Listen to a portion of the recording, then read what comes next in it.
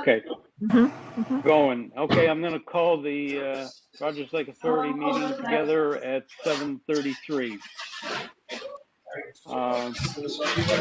Nicole, do you want to read the minutes from the last meeting? Yes, I will clean up the time. Let's see. Jake, wait a second. Jake, wait a second. The Rogers Lake Authority was convened These are vegetables. on February 10th. Can you hear me with all the background noise? I just muted him. Okay. Great. Sorry. The following members were present: Dennis Overfield, Richard Smith, Tony Phillips, Janelle Janes, and Mark Hastings. Manisha joined the meeting as well. The minutes were recorded by myself. The meeting was called to the minutes of January were read aloud.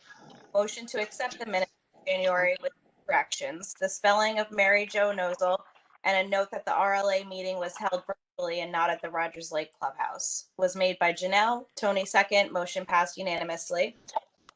There was nothing to report in Lake Patrol, nothing to report in weeds. Budget, the board reviewed the budget line along with money spent.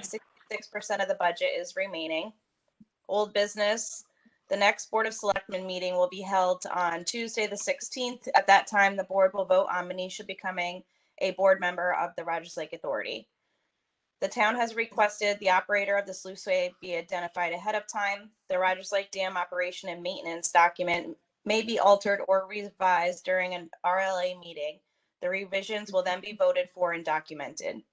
Completion of the emergency plan document is unknown. Mark updated the board on the changes made to the Rogers Lake Dam operation and maintenance document. Revisions can be found on page 10 of the document. Tony made a motion to accept the revisions made to the Rogers Lake Dam operation and maintenance document. Dick second, and passed unanimously. Dennis of weed pulling. The grant application was reviewed. Tony and Dennis have been working on the application, and it will need to be completed by Friday. The grant, if approved, will provide the board with over $6,000. Dennis discussed the water quality testing procedures and protocols. The board discussed different vendors for the water quality testing. SWCA is due to contact the board with alternative vendors for testing. Dennis will reach out to Yale to see what services they may be able to offer. The Lake Safety Supervisor position has been posted on the Town of Old Lyme's website. The RLA has not been notified of any applicants. There are several training options available to new RLA boat and launch employees that may be utilized. The board discussed different ways to get the word out about the seasonal job opportunities available with the RLA. Janelle gave an update on the label printing for the fish line receptacles. The goal is to have the receptacles installed in March. New business, the board discussed reviewing and updating the RLA ordinances. The RLA ordinances can be found on the Rogers Lake Authority webpage. The board also reviewed and edited the RLA article to be published in the Old Lyme Events Magazine Spring Edition. Motion to adjourn made by Janelle, Mark second, and the meeting ended at 8:48. Okay, any comments, updates? Okay, then I'll entertain a motion to accept the minutes as presented. So moved. Okay, get a second? I second. It's Okay, Janelle. all in favor? Aye. Aye. Any opposed? So carried. Okay, Candace and Paul Fuchs contacted me, and they wanted to just do our yearly update on the rowing activity for this coming summer. So I'll turn it over to you guys now.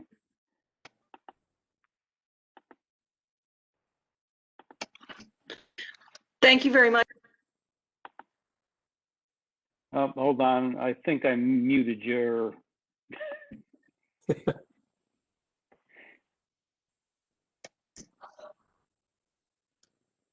Okay, I think you're on now, Candace.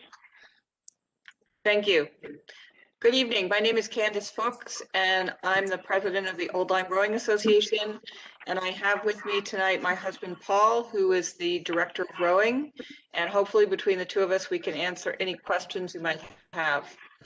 I created, usually in a normal year, I create 3 documents for you describing spring, summer, and fall.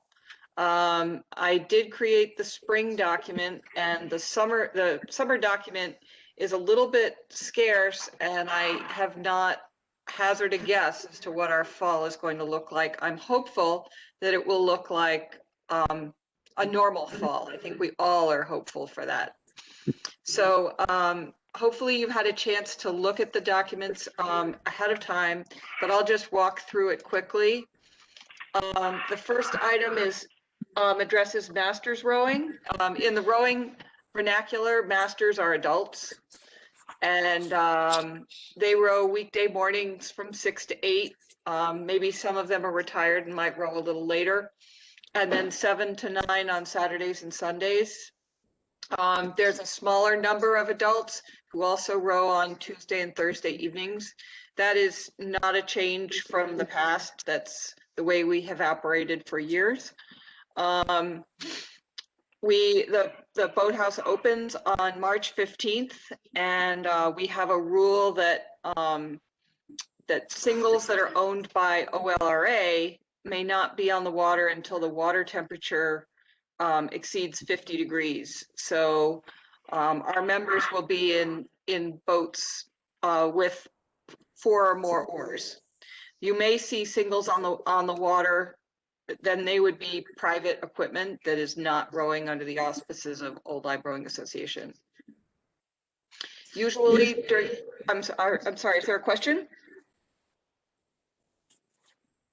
So usually we host National Learn to Row Day when we open the boathouse to all comers and invite people to find out what we're all about. That is the first weekend in June.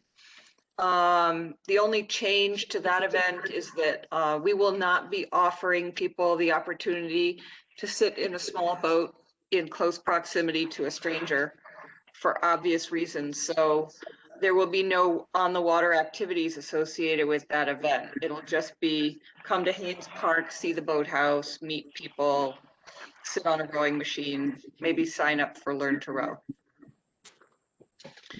The third item on the document that I shared with you is a summary of Old Lyme High School activities. And you can see there's a chart that actually, can I share that for you? I sent it out to everybody. Let me see if it's shareable. Nice, Tony.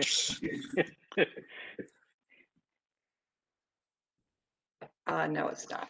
Okay, I'm just gonna keep going so as to not to waste time. So Oh, there it is. has a, There you go. okay. It came up. Oh, good. So it has a chart with all of the high school regattas that are planned. And I'll let my husband, Paul, who is the girls coach, walk you through that. It's not a whole lot different than anything we've done before, except that in this year, we're only having races with one other crew at a time. So when we have these races, it'll be, exclusively Old Lyme High School versus East Lyme, say, and there won't be, 3 or 4 teams racing at the same time. So it'll be a lot less complicated in terms of running the race on the lake and that sort of thing. All of these dates have been, I've applied for the deep permit for all of these. There's some on the list that are unknown, and what I'm hoping to do is get 1 or 2 more regattas, and then I would use those. And if in like the next 2 weeks, if I don't solve, if I don't get any more regattas, then I will withdraw the permit from deep for those days. So that's the situation. If you have any questions. No, so I saw two things that I signed, but I guess they had multiple dates on them. But I know last year for some reason for every regatta, I got a notice. That's correct. This year, and I'm hoping that it happens in the future, there's I think a woman's name is Yolanda, and with Deep, and she allowed that we could submit one full-fledged application, as long as they were all the same, one full-fledged application, and then she just added the other dates. So you probably got one, Dennis, for the first one that I applied for, and then the second one was probably multiple dates. Yep. Okay. I'm just letting you know that I just saw those two. I'm happy that you did. Yeah. Okay. You can see that I responded to them, or don't you really see my response? I do not. You told me that you had responded for that first one. I don't see the response. Yeah. Okay.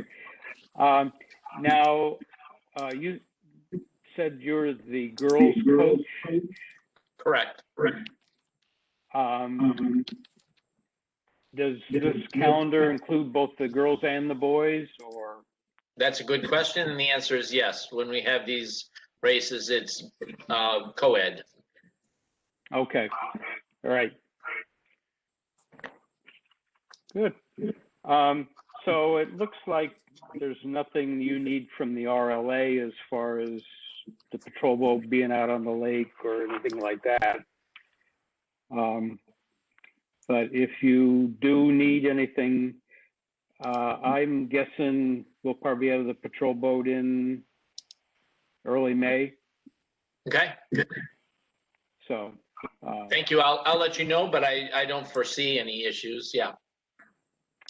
Okay, and if you see any safety issues while you're trying to hold your events, please get right a hold of us and we'll address it. Thank you. I don't think we've had any issues in the past because it's early in the season and there's not a lot of competition on the lake. That's correct. Okay, anybody else got any comments or? People love coming to our lake to race. It's, and I just want you guys to know it because it's the perfect place. It's the right length. It's relatively sheltered. It's a reasonable size, and with the park there, it goes really easily, and we appreciate the fact that you guys are comfortable with us running races there and letting all these kids have a good time and have some competition, which they are really looking forward to. I can imagine. I was in the water today working on my docks. The water temperature is 37. It's just good news to hear that it's liquid, actually. Well, it is during the day, but at night, in the morning when I get up, it isn't. Yeah. Well, I think we still have I drove by this morning and the rink at Haynes Park was still at least slushy. Yeah. So that's another good point because the docks are not in at this time. So nobody's doing anything until the docks are in, as far as we're concerned. And I don't have any information as to when the docks will go in. I think it depends on when that hockey rink goes away. Yeah. Okay. One sport at a time. Yep. Okay. We're still planning on putting the patrol boat out on Tuesday and Thursday evenings. And if you see any other issues out there, let us know, and we'll there's no reason we can't get the patrol boat out when needed. Thank you. We really appreciate your support. Absolutely. Anybody else have any questions for Paul or Candace? Okay, No. thank you. Thank you. Can you shut down your, Candace, your? Yep. Great, There you go. okay. Thank you very much. All right, thank you now. Thank you. Have a good meeting. Thank you for inviting us. Thank you for coming.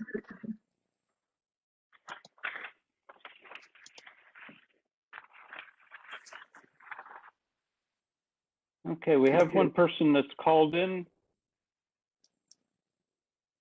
Is that still That's Janelle? me. That's me. Oh, okay, very good. Okay, the next order of business is just looking at the budget. And I sent the budget out, and I stole Mark Hastings' budget presentation, in that I wanted to see, I've added 2 more columns to this printout, in that I kind of projected expenditures through the end of June.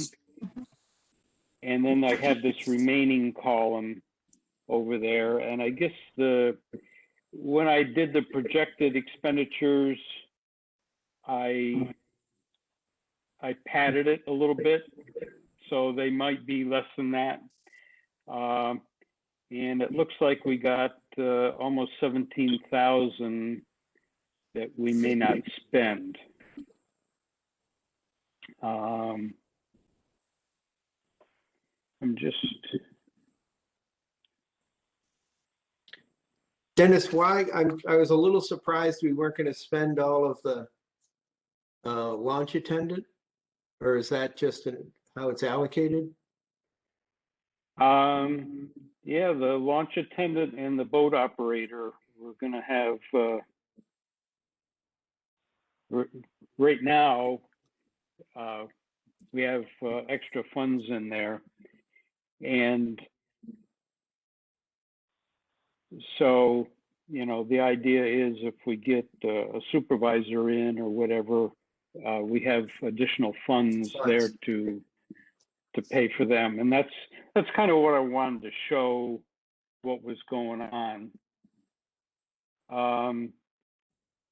I have to look into the water testing, why we're, it looks, you know, why we've spent some more on that. I thought that should have been lower. So I'll have to get a hold of finance to get me a printout of all those expenditures there. Because I submit all those directly, because they send the invoice to me. But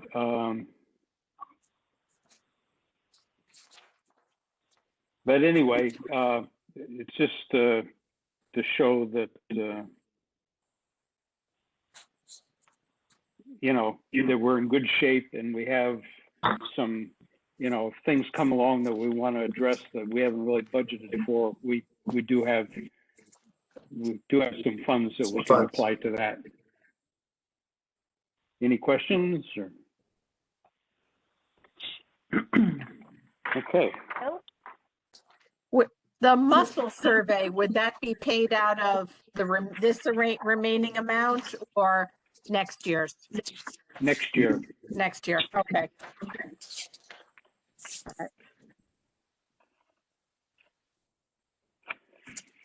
All right. Dam operation and maintenance manual.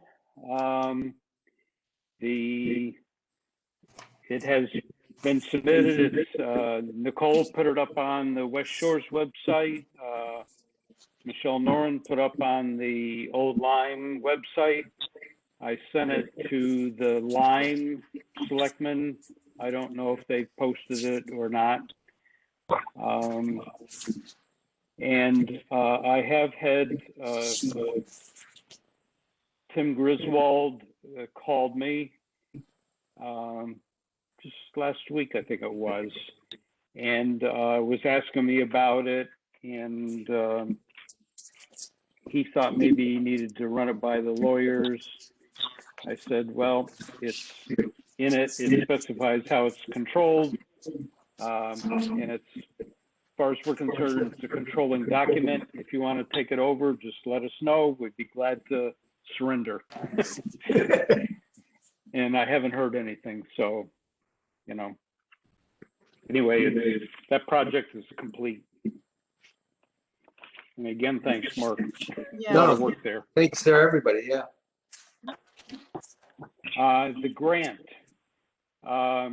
Tony and I finished that up on February 11th. And it was submitted on February 11th. And I haven't heard anything that they received it, or, you know, I don't know that I was supposed to, but anyway, it's in.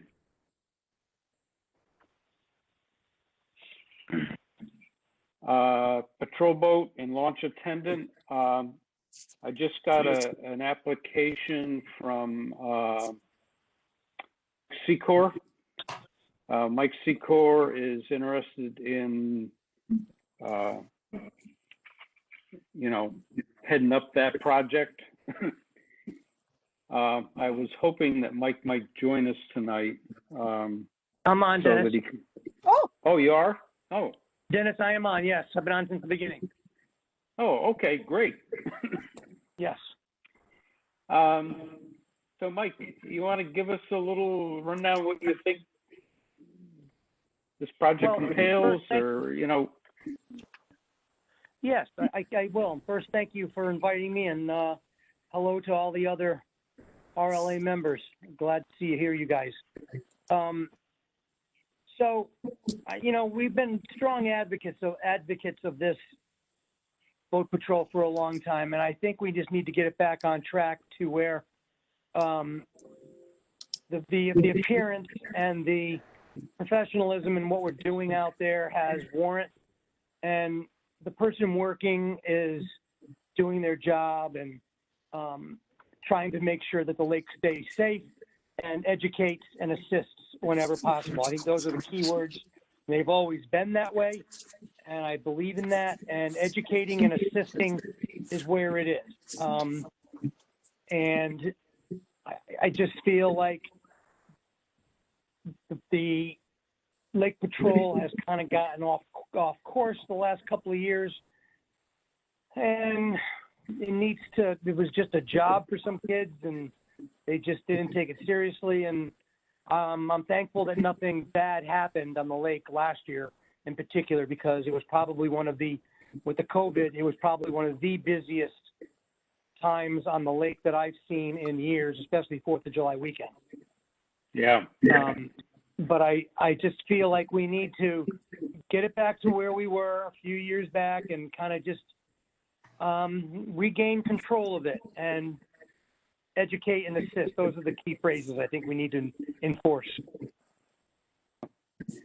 Well, I think we may, and that includes, excuse me, one more, that includes the not only the boat patrol, but that it also includes the launch attendant, because, you know, the DEP has allowed us, and they could take it away at any moment, at any time. They've allowed us to put somebody there to check horsepower only and check weeds. They're not allowed to stop anybody from launching an illegal or unregistered boat. It is only, and that's what they've told me in the past, and you can confirm that with whoever represents DEEP, but we've been told over the years that it's only to check for weeds and to make sure that the horsepower is legitimate. That's right. And Mark Hastings and I met with, I have a mental, but we met with them last year, and he reinforced what you just said. Yeah, and there was I don't know if I have it anymore. You might want to check with Mark, Dennis. There was a letter that the launch attendant had to make sure that he or she kept on them in their clipboard or were in their file folder with them when they were working, because there was a letter that they had to keep on with them. you can check on that. I'll look to see if in my records from the old days, if I still have that letter. I've seen that. Do you recall that letter? Yes, I do. Now, I don't know if it's that important, Dennis, to be honest with you, if anybody's going to enforce it from the DEP, but somebody could, you know, say to the person, what right do you have telling me I can't launch my boat because I have a 190 horsepower engine? Yeah. And that letter will enforce that they can in fact not allow somebody who's got a loaded transom full of weeds and an unclean boat because they're not allowed to launch. Right. So it might be worth just mentioning to Mark, can he get his hands on one of those letters? I think I've seen it. I'll look that up, but you're correct. That's the launch attendant should have that just for the scenario you've indicated. Yeah. It's very difficult. It's very difficult for the launch attendant to, I know that it is, when the only way that they can, I believe the only way that they can stop somebody from, or get somebody off the lake once they've launched an unregistered boat is they allow them to launch and then they call the boat patrol and the boat patrol can kick them off the lake if they're unregistered. The launch attendant just can't do it because the only rights that they have are the two that I mentioned to you. But the lake patrol boat can have that boat removed if it's unregistered. It's not in our ordinances, and that would fall under the state deep. We're only allowed to enforce our ordinances. Okay. But what happened last year, a good thing, is that Dick Smith was out on the lake in the patrol boat, and we now have Dick talked to him within the last month or two, and this deep enforcement officer gave Dick his cell number. Yep. And he said, you know, the Deep's issue is that they got to bring their boat. And we said, you can come out on the patrol boat. And he said, that's fabulous. Yeah. So that's a good thing. Okay. And Deep was out. Deep did give us a little more support last year. I reported a jet skier, and I know after that report went in, the jet ski issues reduced considerably. Yeah. So. Well, that's good. That we'll get some additional support in that sense. That's going to be great. Yeah. So, and like I say, Dick did talk to him within the last couple of months, and he's still available.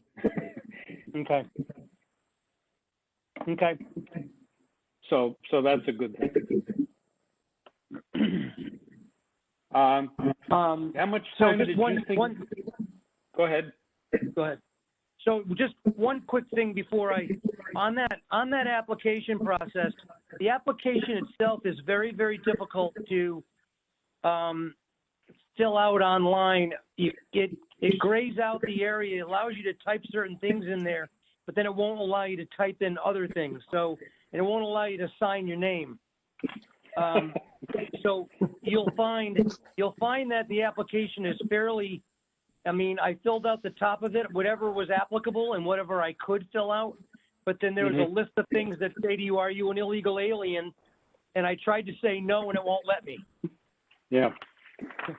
Just think, there's four questions, and 2 are a yes and 2 are a no, and it wants to type them all in as a yes.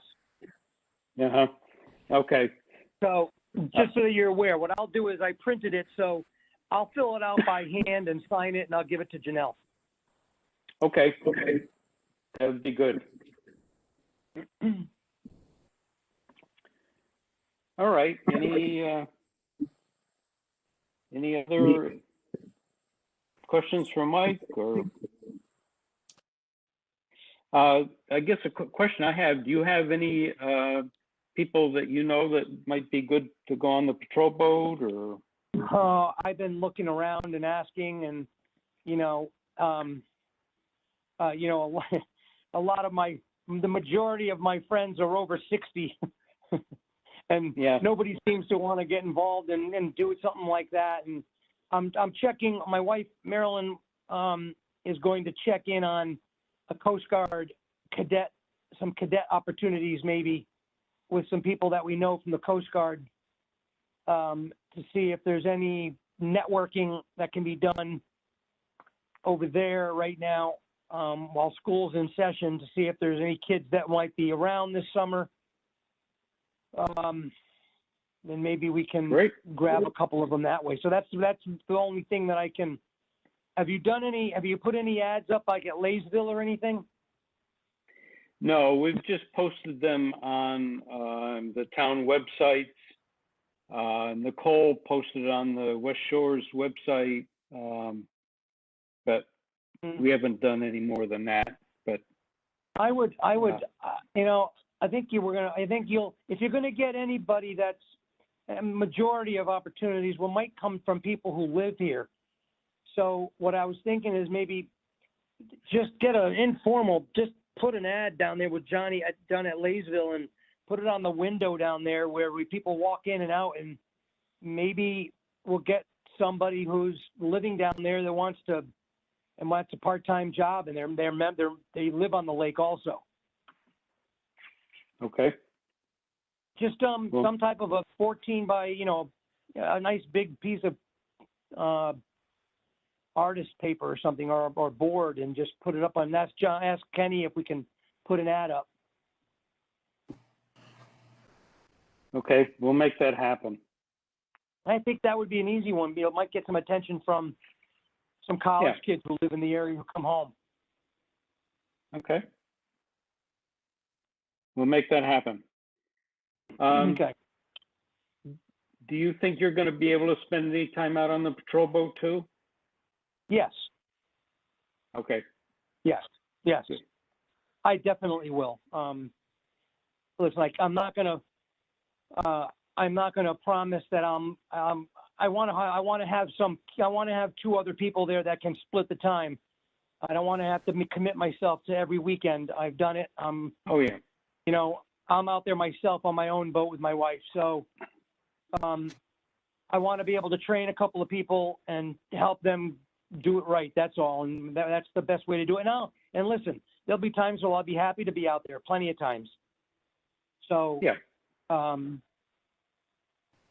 great. I'm glad to help you. I'm glad to help out. Okay, one more question since we got you on. Yep. We were keeping the patrol boat at Dick's house, but his dock went away now, and he's not planning on replacing it. Yep. We put in the budget to, for funding for docking of the thing, for docking of the patrol boat.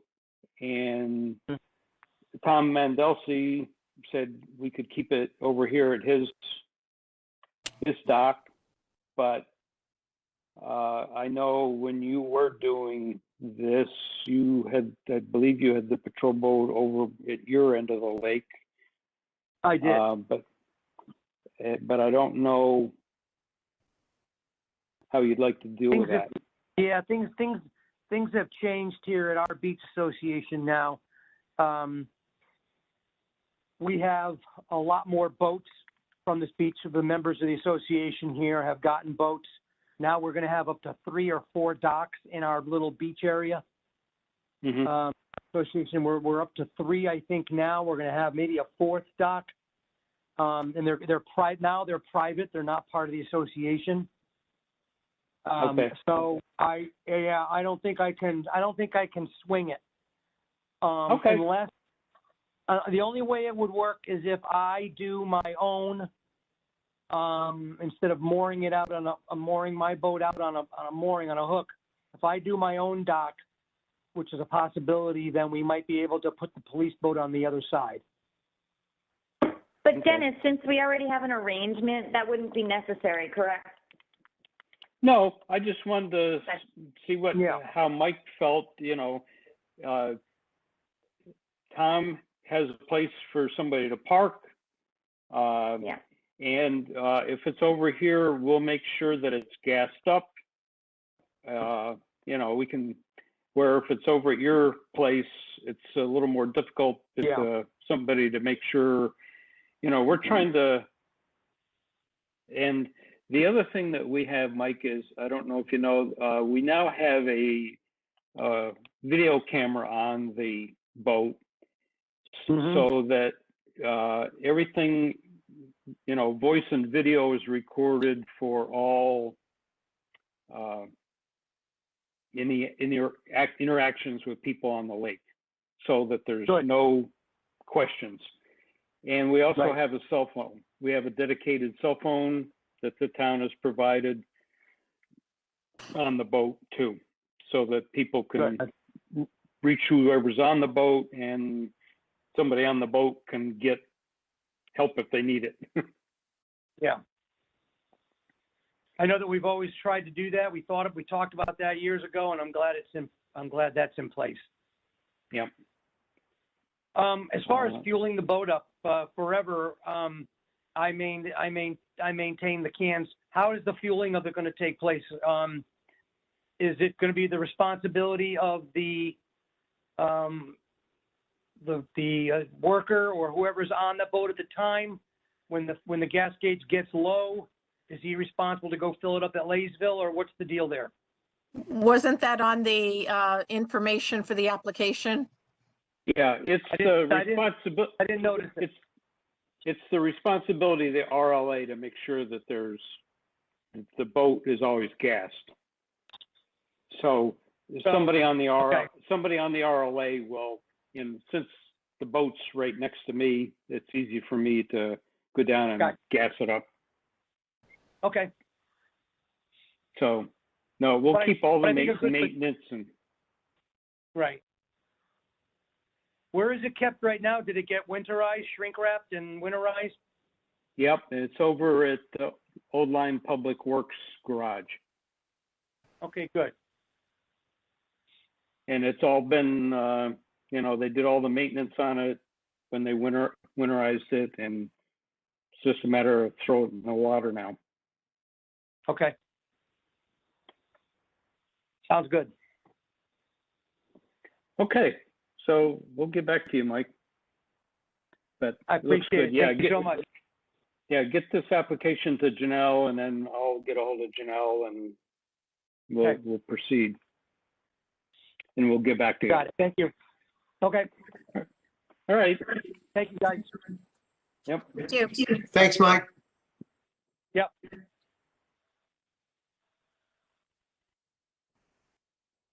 Okay. Is there any other old business anybody wants to bring up?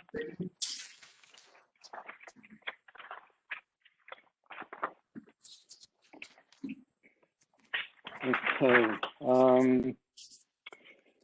We'll move on to new business. And what I'd like to do is go over these quotes that we have and see if we can get approval so I can go back and get people signed up.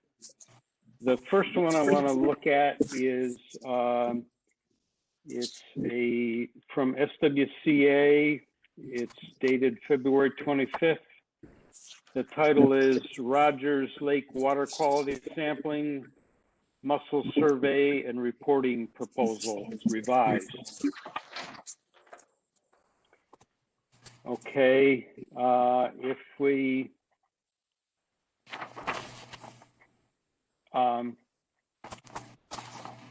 so I went back to SWCA originally came in with a quote of $11,650 to do 3 samples a season. I went back to them and I said, you know, we can't, that's no good. It's too high. So I've had discussions with them. I said, you know, we had been doing it every month for 6 months. We justified going up to 3 because there really doesn't seem to be any issues coming up. And I said, can we go to 2? I then contacted Yale. They do water sampling also, not quite to, they don't do the all the way to the bottom, and there's a few things that they don't do, but they're willing to share. Yale is willing to share their data with SWCA, and so they would be able to, you know, between the SWCA data that they take and Yale's data, they felt that they would have more than a good look at it. And if there was anything that was happening that we should be aware of, between those 2 sets of data, we'd be good shape. So the new quote is $8,725, and we had budgeted $7,525. So it's a little over 1,000 more than we'd planned on, but apparently the lab work is it's gone way up, and that's the justification. And I reached out to Yale to see if they'd be willing to take it over. The issue is that there is a protocol that was put in place in 2015 about how the water sampling should be done so that there was a good comparison year to year. And so anyway, I'm open to any comments or.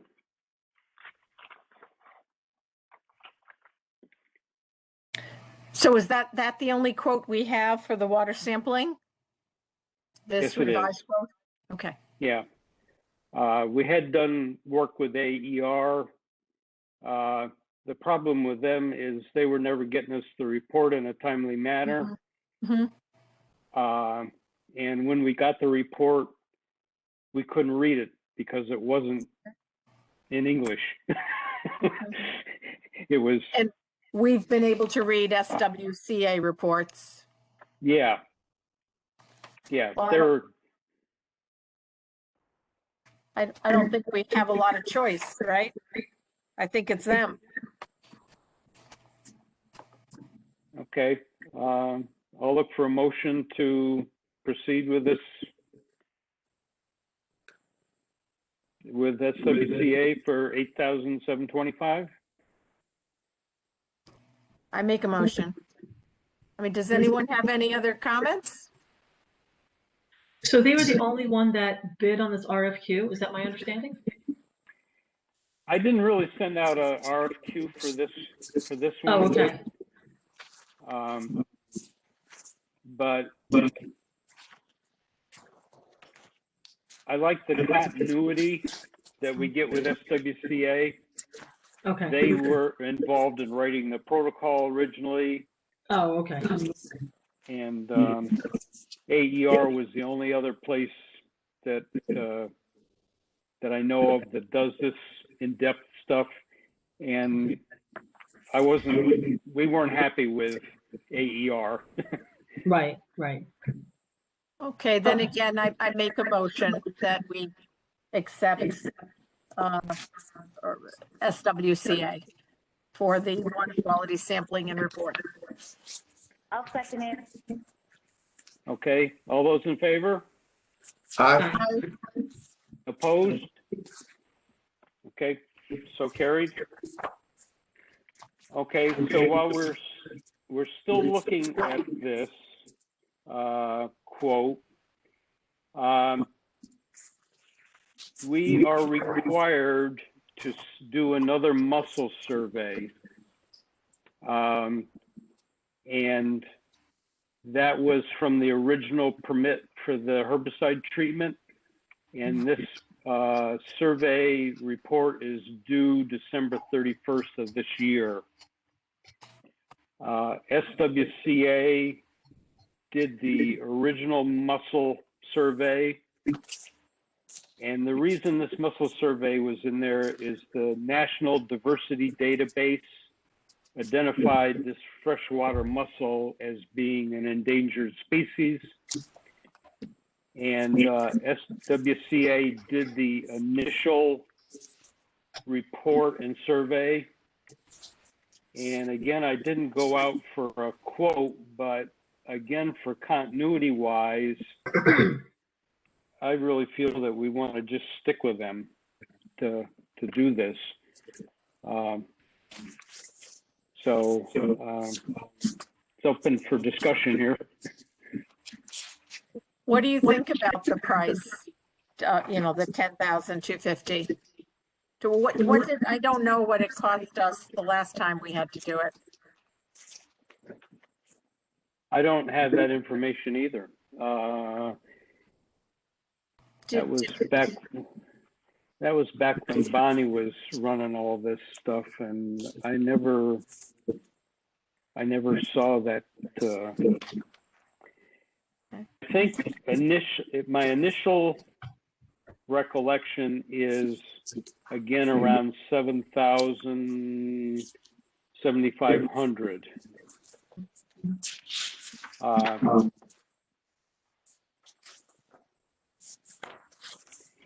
And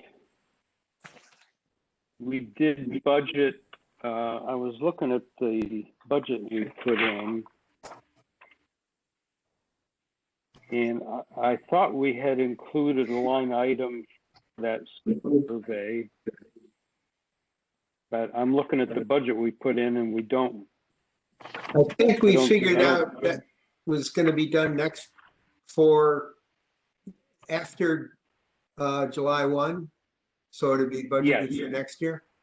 Yes. And I think I remember it being, around that number. What we talked about, if I thought about it, I'd go back through my notes, but that number doesn't surprise me. Okay. No, because I know there's some scuba, they got to put on some scuba gear. They're expecting this SWCA, based on their invasive weed survey, expects no surprises here because the weeds are so thick. When they did the initial survey, they really couldn't tell. And based on the verbal that I got when they were here doing the invasive survey last summer, they said they were seeing a lot more. So I'm not expecting any big surprises here.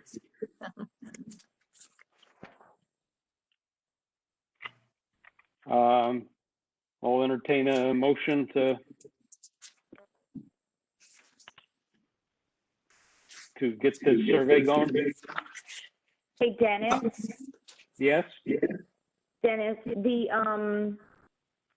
you're talking about the weed pulling or the water quality for SWC? The one we voted on was water quality sampling. Right. And now we're talking about the mussel survey. The freshwater mussel survey report, right? Yes. Yeah. Okay. I don't think I read that one. It's in the same document, the SWCA document. It's task order number 2 under the cost summary. Okay, got it.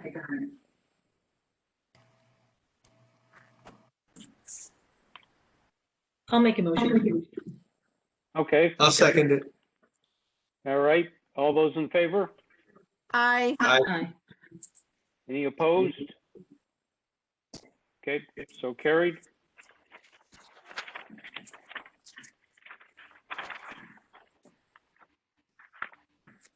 So what I'll do now is get, I'll go ahead and have them, send us a contract that we can get signed and moving forward. Mhm. Okay, we'll move on to the Pulling. hand pulling. So I sent out an RFQ for doing the hand pulling and we went with hand pulling because that's what the invasive, when we had the invasive weed survey, the recommendation was the areas where they found the invasives were small and that they were in less than 3.5 feet of water and that they could easily be pulled. So I found 3 people that wanted to quote that. The Pond and Lake Connection, who did our herbicide treatment 2 years ago, came in at $6,665. If you look at their quote, all they want to do is herbicide treatment, and they wanted to use diquat, the curly leaf pondweed. And from the initial talks of even dealing with herbicides, we were told to stay away from diquat because it just goes in the sediment.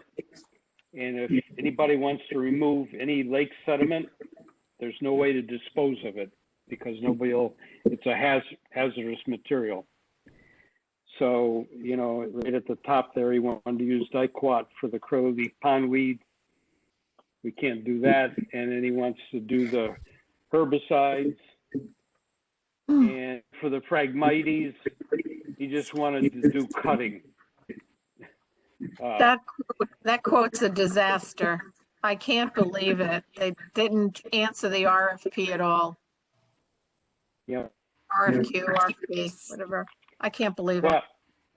Well, I What do you think that. mean by that? What do I mean by that? It was the RFQ was for hand pulling of weeds. They have nothing here about hand pulling. It's all chemicals. Oh. And in that way, I don't think they was really properly responded to the RFQ. Not at all. I think that's. Plus, we don't have permits to do any of that stuff. Correct. On top of it. So it's sort of a But non-starter. I think that's the Pond and Lake Connection. This is the only thing that they're set up to do. Yeah. The only tool in their toolbox. Correct. That's what they look at. Yeah, I see it. Yep, I see it. Okay, then in the C&D underwater maintenance quote, they came in at $25,500. I think they need a new boat. That's why this is how they're going to pay for the new boat. I agree. I saw that. I was floored by that. That's So yeah. Dennis, this is the same organization, C&D. This is the same organization that my new neighbor used, correct? Yes. Yeah. So I was out there watching them, and they literally had a weed whacker that Rob would use in our yard, weed whacking the weeds, and they weren't doing anything. They literally were just cutting them with their big airboat. It Wow. was a joke. It This was, is- it was an absolute joke what they were doing. Janelle, this was SWCA? No, C&D. No, No, this this is is C&D. C&D. Oh, see, okay, I was gonna say, C&D, yeah. The people who want Gotcha. $25,000. That's ridiculous. Isn't that ridiculous? How Yeah. I came up with their names is I'm on the Candlewood Lake newsletter, and apparently they do a lot of work for Candlewood Lake. Again, they're talking about mechanical harvesting and not hand pulling. And again, item 4 with the Phragmites, they're cutting that too. Well, you know, it's not what we're hoping for. So there's that quote, which is quite a bit different from the first one. Does So- Deep have a list of vendors?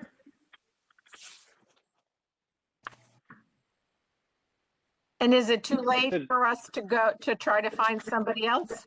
I mean, another company? I Well, would say that Deep does not have any of that because their Deep is fighting the water chestnut in the Connecticut River. And everybody there is all the people along the Connecticut River.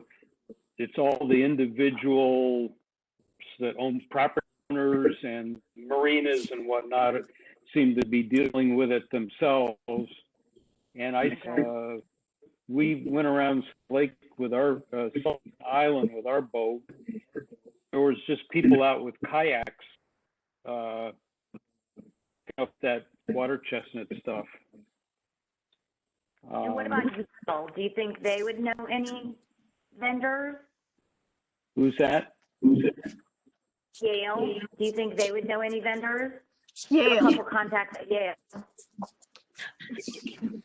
Before we get down that path, can I ask a question? Did you say that we issued this as an RFQ, and these are the people who responded, the companies that responded, right? Yeah. So wouldn't we have to reissue the RFQ? We can't just go out and pick somebody. Technically. I mean, normally, technically, if you issue an RFQ, you have your 3 vendors, and if you're not happy with anything, you have to reissue the RFQ. We can't just go out and pick somebody else now. That's normally, I mean, that's my government experience, so. Well, I don't know. we I just want to make sure we're not. Manisha, well, we didn't get 3 responses. We only got 2. Does that count? I thought we got Well, 3. we got none. got 3. Well, Oh, They then how weren't did they giving us respond? what we Sorry, wanted. then. Okay, so maybe I'm misunderstanding. How did we get these? The RFQ was for hand pulling of the invasives, right, Dennis? yes. And we got two quotes that relate to hand pulling of invasives. Oh, that actually complied with the RFQ. Is that what you're saying? I mean that supposedly, quote unquote, are in response to that RFQ. We got 2. Yeah, but both of them either one was mechanical harvesting and the other's herbicide treatment.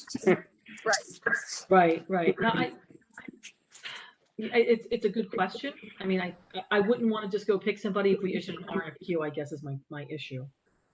Mhm. That can create a tricky path and create some liability, like some legal issues for the town. Okay. Manisha, from your experience, is it your suggestion that we go back to those who didn't submit what we're looking for and say, you didn't submit what we're looking for. We're looking for hand pulling, not chemical treatment and not cutting or mechanical harvesting. I think we can do that. Yeah, Janelle, I think we can do that and just say, this is what we propose, and this is our RFQ, and this is what we're looking for, and see what they come back with. Like, I don't want to go outside and all of a sudden just pick somebody else who didn't even submit a proposal, because I think that does create liability for the town, because we're randomly picking people, even though we issued an RFQ, because with an RFQ, we have to put it out there evenly for everybody. So I think the better approach is to go back and say, this was the RFQ, here's your proposal. Do you think it meets it? I don't want to give them any guidance either and say, you didn't meet it. say, do you, they're like, do you think you've met the requirements? And if they say yes, then we have our answer. And then we make the determination if they really met it.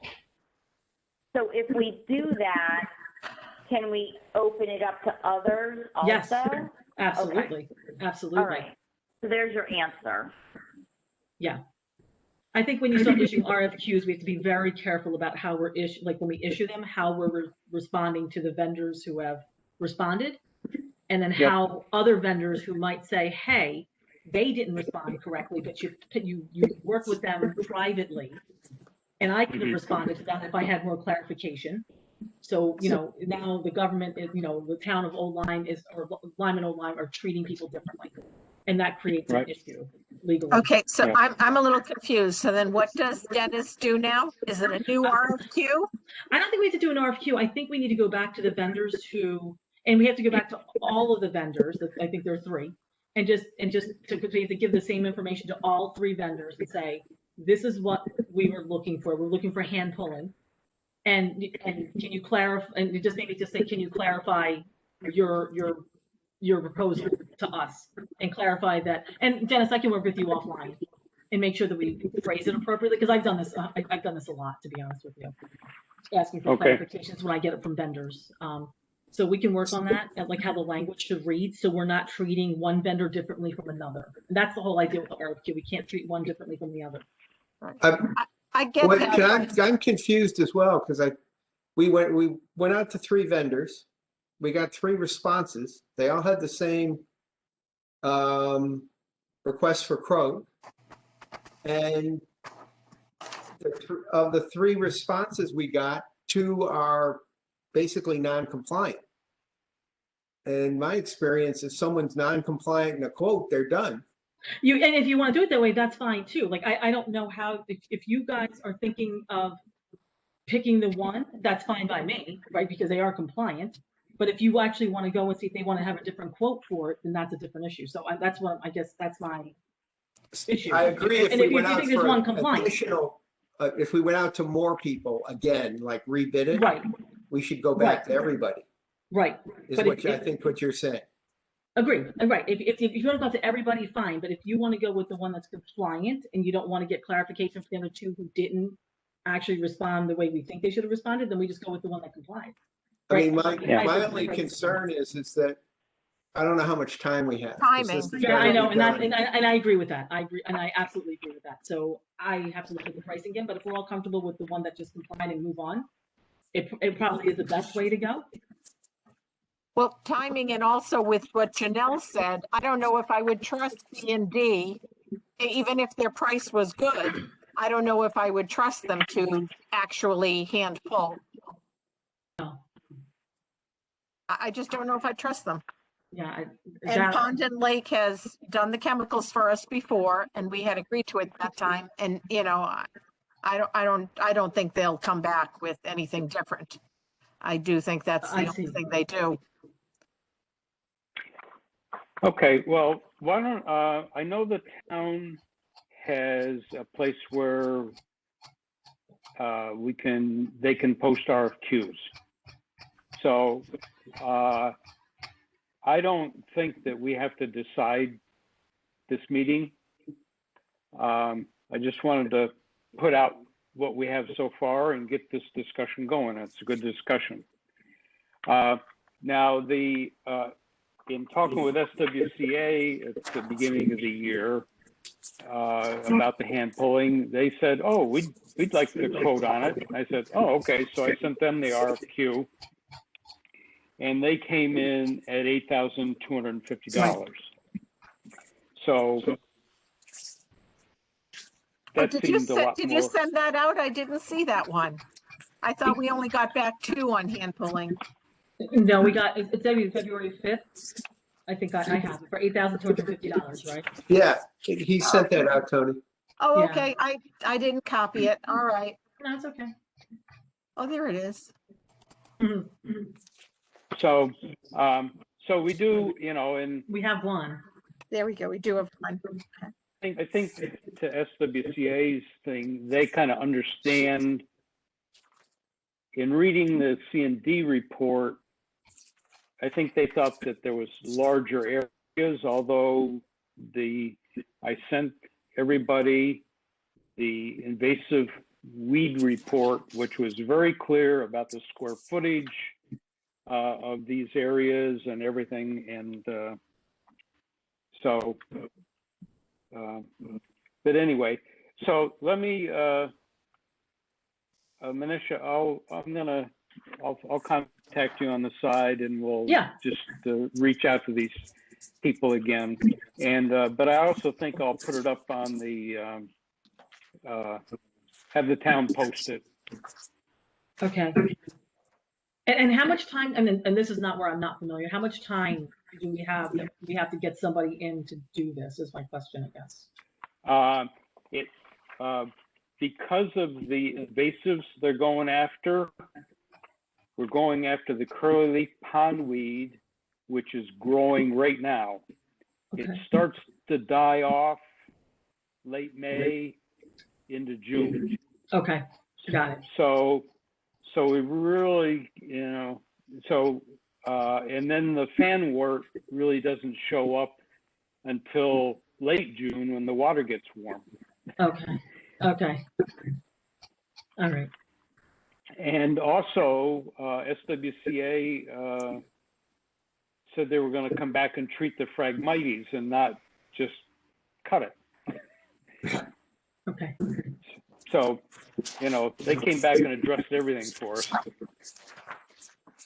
Okay. All right.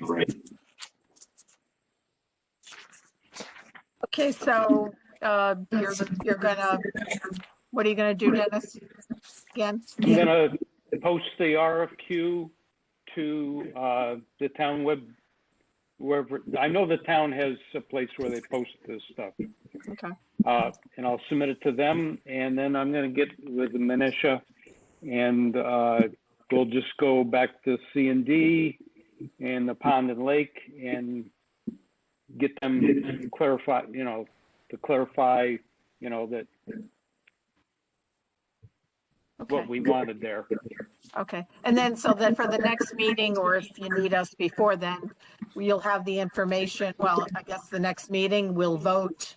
If the pond and lake and C&D haven't changed, we'll vote on SWCA. Unless we get another quote.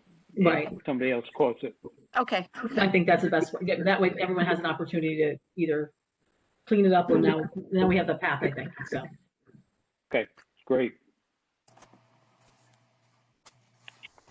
Okay.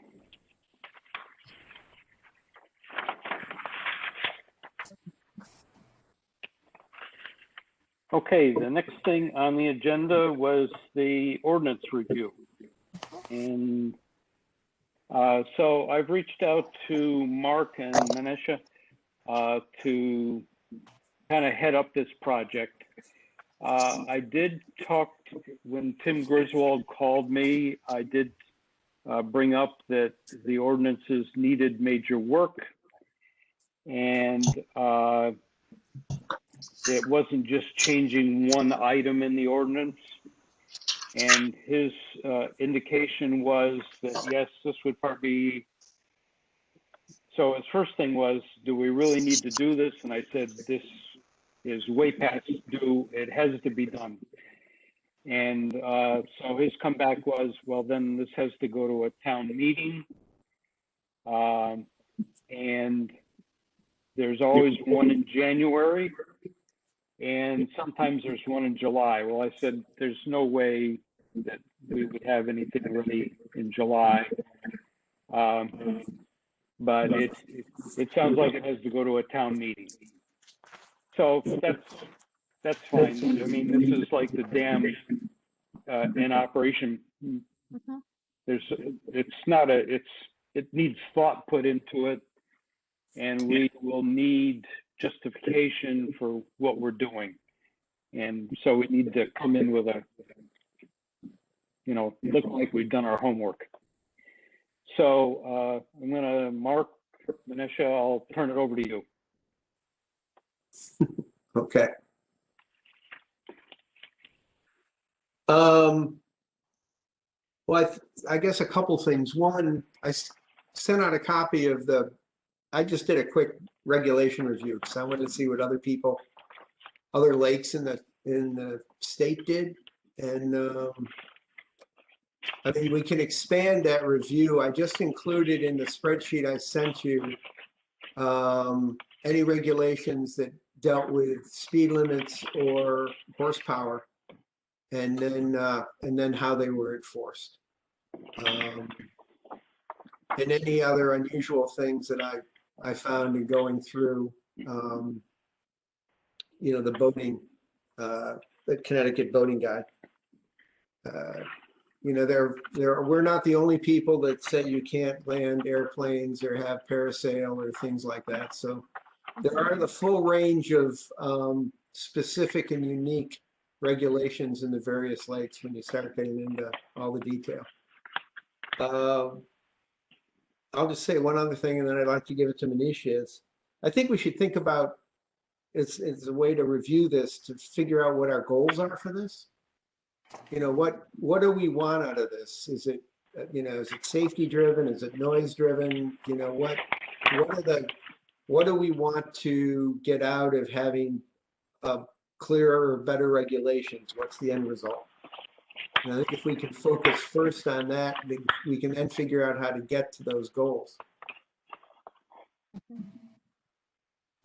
I think that's a good idea. Yeah, and I was going to say, Mark, I absolutely agree with that. I think if we can determine what we think the goals are for the lake, and then we can start talking about it, and then I can start drafting language around what we're thinking and trying to put that together so that we can get it approved by both Lime and Line. That would probably be, and I'll admit I haven't done a lot of research, but I'll also start researching on my end. Not just Connecticut, but what we did in New Jersey too, because a lot of it seems to be similar. And just maybe if we can make it all coordinate with what I've done in New Jersey, maybe that'll help get to where we all think what our goals are for the lake. Safety definitely, noise, decibels, absolutely, and then other issues that maybe we're not thinking about. That maybe I'll find from other jurisdictions too that they've addressed that we wouldn't have thought of. So. And maybe what I'll do is, I'm happy to try to put some bullet points together and try to share it, and then we can start talking about each issue. And, we can all say, yeah, this is not an issue, or no, we don't really need to think about it, and we can just dismiss it. So I'll try to start looking into that too, if that helps. Okay, one other thing. So when I was talking to Tim Griswold, we covered a lot of ground. I indicated that the resident trooper hadn't gotten back to me via phone or emails or anything. And he did get back to me finally and said he needed to think about it. So the radar gun, if we decide to do a speed thing, it didn't come back, oh no, you can't do that. The other thing that Tim Griswold brought up is that down at Soundview, they've now instituted a noise ordinance, and that the police department has bought a noise meter, and just like the radar gun, there's training required. You just can't get a radar gun and use it. And the same thing with the noise meter. So if we want to go that way, we have resources we can call upon to understand it better. So I'm just throwing that out there.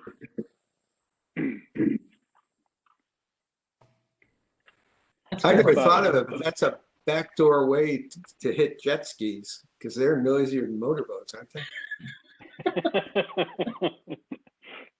Well, I don't know, Dick. There was some people that came on the boat with open headers and stuff at one time.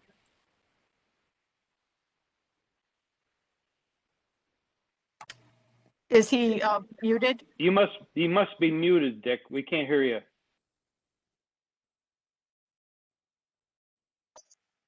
You hear me now? Yes. Yep. Yep. Now we got you. It says I'm on mute. Okay. Yeah, you're with us. Am I? All right. The original We can. and speed.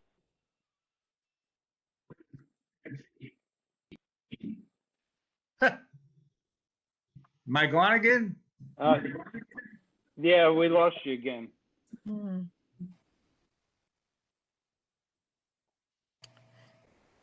You know, Dick, you should probably do both the video and then call in too.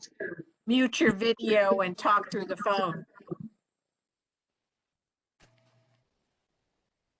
Yeah, you're freezing.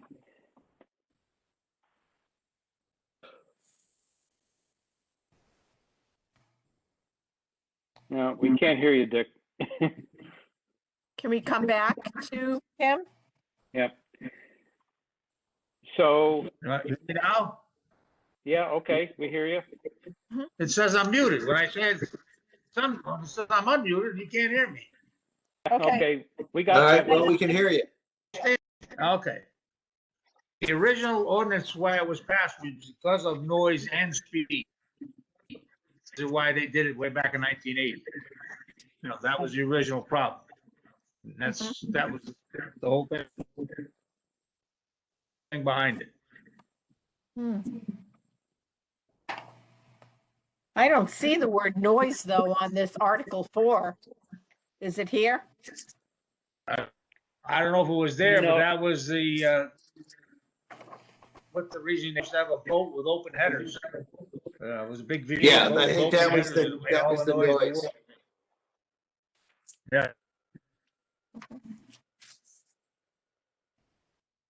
No, we're losing you, Dick. Again?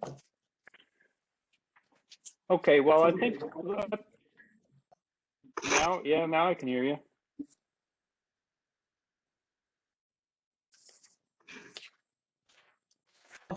You can't hear me.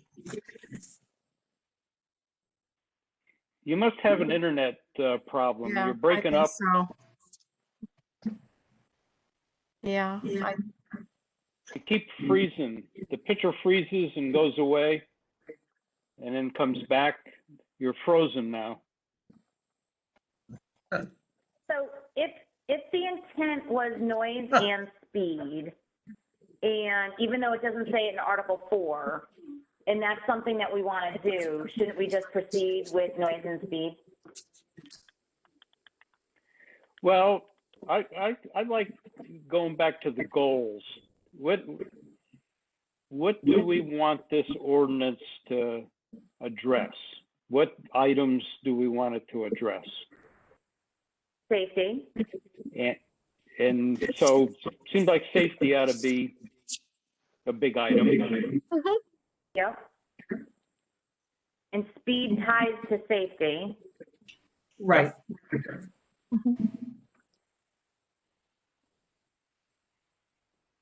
I think you want enjoyment for those that live on and around the lake. and no nuisances. You're trying to minimize the nuisances from the boaters to the people who live around the lake. Yeah, that would tie to lake life quality and enjoyment. Mhm.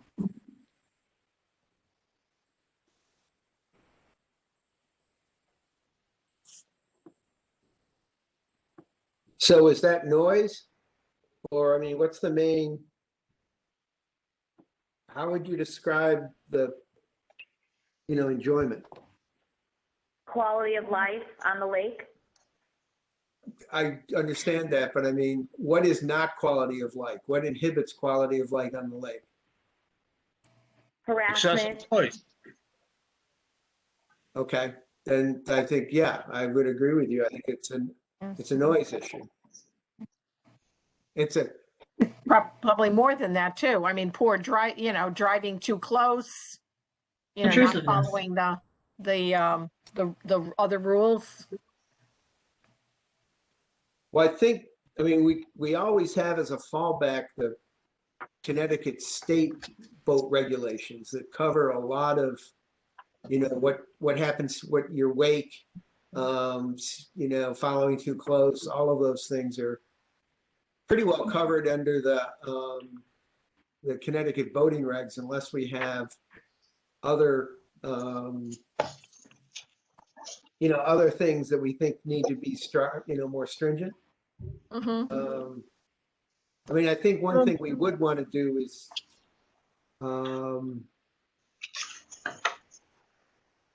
yeah, well, it starts out that, this regulations now say the state statutes are applicable in their entirety on Rogers Lake. Yeah, well, that's what I was Yeah. wondering, Manisha, is do we want to put something in there that all the state boating, Absolutely. We definitely want to have language in there that says all of the Connecticut state statutes regulating boating are applicable to operation on the lake. Operation, maintenance, everything on the lake. Absolutely, we want something like that. yeah. First thing, that'd be like the first thing That you should be the say, first. right? That should be the first paragraph that we have. Absolutely. They have precedence there or whatever, yeah. Right. Yes. Yeah. Yeah, and they should take precedence over the ordinances that we. Well, I shouldn't say that. I guess it depends on what we draft first before we say that. Yeah. Okay, but it does seem that would be important to have in there. Yeah, I noticed And that. then- That was the first thing I noticed. It's not there now. We should definitely have language in there to that effect. Okay.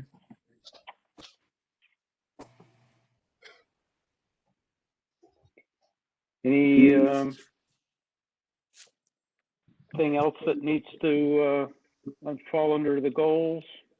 We got safety, speed, quality of life. It's a good start, anyway. Yeah. I think as we discuss it, we'll probably maybe think about more things, but I think, yeah, those are good to start with.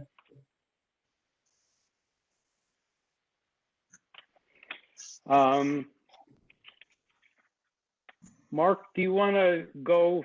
I thought the spreadsheet you put together was interesting. Do you want to go through and point out some things that you saw there? Yeah, I think, it is interesting. I mean, I think some of the, you'll see that a number, well, towns, the way these, in general, it appears, the way things are enforced are either the town, the lake is large enough or the town is involved enough that they have a marine patrol. And they have, as you see, there are a number that have resident state troopers or specifically fund marine patrols to go out and do radar checks and speed limits and, hand out tickets, those types of things. Otherwise, it's, usually the websites would show, if you see somebody violating rules, call deep, and they would have the number for deep. So there's other places that are sort of in our situation where we don't have a rule and enforcement rule for speed and that type of things. As near as I can see, we're the only lake that has a horsepower limit.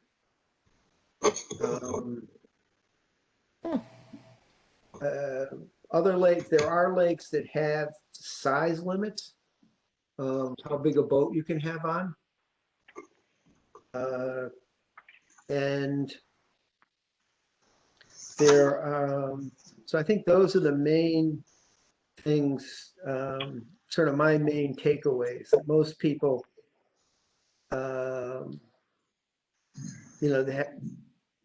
many have some sort of speed limit, or others have limits, but then allow, water skiing. But for smaller lakes, seem to allow water skiing between certain hours, and that allows you to, with the assumption you have to go fast to pull a water skier. So it sort of ranges all over, not all over the map, but there's a fair range of, but speed limits tend to be, in the 35 to 45 range. Almost everyone has, no wake 6 miles an hour from sunset to sunrise, with the exception of Candlewood Lake. Candlewood Lake is the largest lake by far of any that are shown. I mean, that's a big lake. So you went 6 miles an hour, it'd take you a long time to get across Candlewood Lake. Yeah. So I think those are, in general, the main takeaways. I did find almost all of these places do have some sort of authority. Just as an aside, looking after the condition of the lake, some deal with safety, a lot are dealing with weed issues like we have been as well. Mm-hmm. And I think the other thing is where there are officers, it's usually specifically a Marine trained officer or someone that has had additional training to just being they're not taking policemen off the street. They go to some sort of Marine training, so they're qualified for what they do.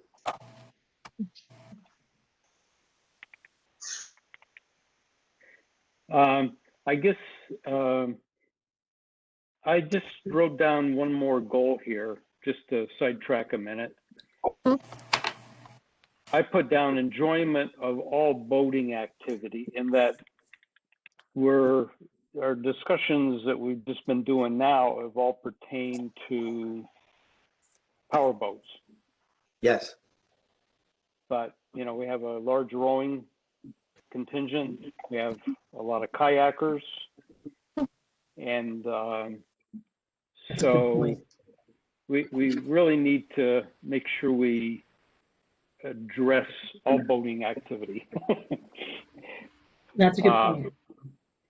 And in our current ordinances, we achieved that a little bit by not allowing any high seas until after 10 a.m., which allows the rowers to be out and kayakers and people that don't want to deal with wakes. But, we have people in paddle boards, and so we really want to make sure we've addressed all the needs for boating public. Mm-hmm. And I guess the other thing that I saw looking at this spreadsheet was the speed limit. And if we decide to do a speed limit, the thing I see looking at your spreadsheet is, well, I do see a 45, two 45s, but I see 40s and 35s.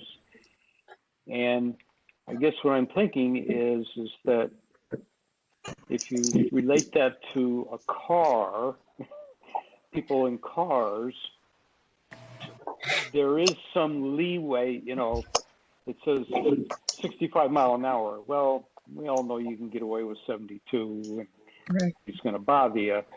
So if you put a 45 in there, that means people can do 50 or more.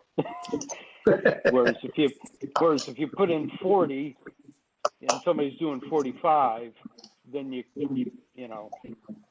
So that was just an observation, and it's not to be dealt with now, but it's something to be considered if we're going to enforce this.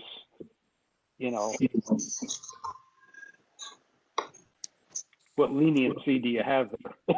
Yeah.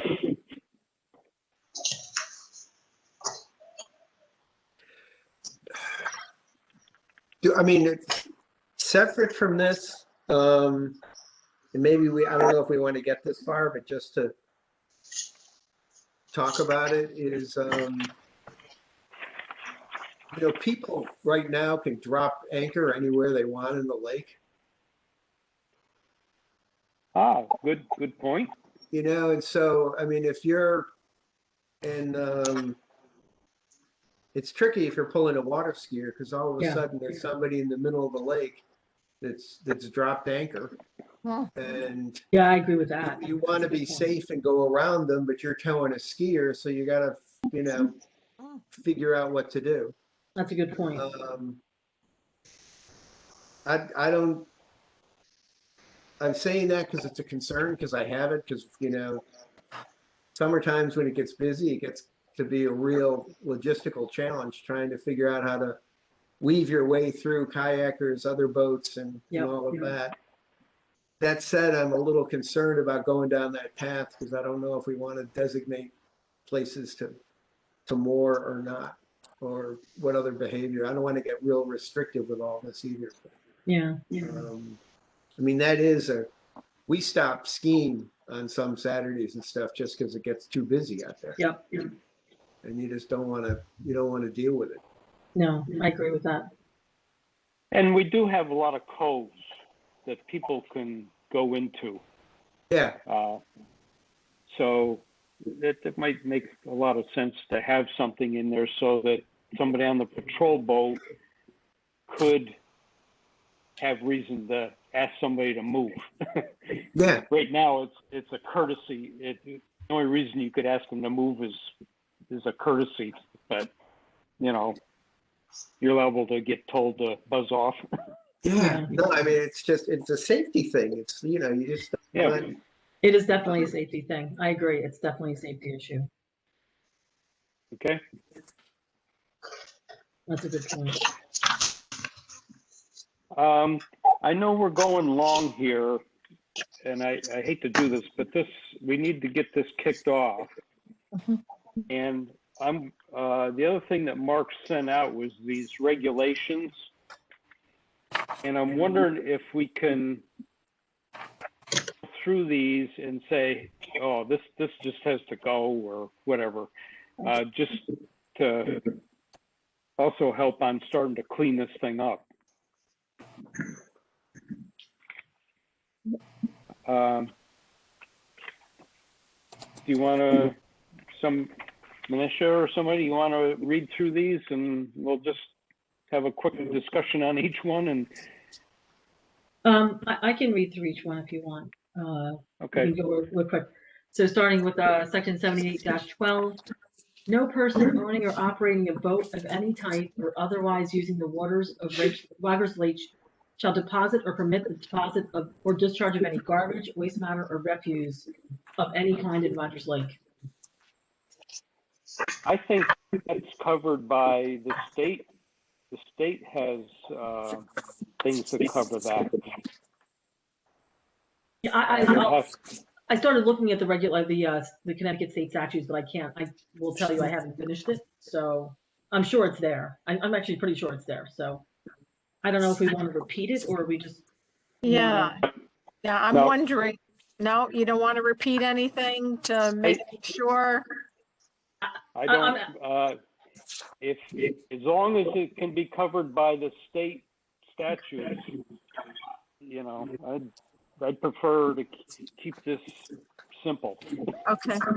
All right, hold on, let me just. But, So Dennis, that means that every year or every other year or something, state statutes would need to be looked at to make sure they didn't take something out that we. That's true, yeah. Wanted there, and we want. Okay. I don't know if this is you know what we could do? We're not going to be updating this very often.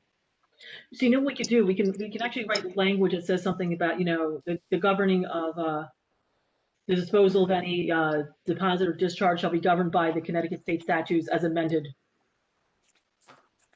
That's how I usually address it. Something like that. I mean, so it's on the onus of the boat operator to understand what that is. It's sort of a littering. We don't want people littering this. Right. No. Okay. Move on to B. So we need to check the state statutes, and we do want to cover littering or whatever. Yep. I'm just making some notes. Sorry. Yep. Okay, so the B is no boat with marine head toilet permanently installed shall be permitted on Rogers Lake. Dick, why do you think that's in there? Probably just, environmental thing, basically, because they're afraid somebody wants to use it, dump it overboard. Yeah. Do you think it was also to limit the size of the boat? Probably that too, but it doesn't, it says a permanently installed, you can buy these.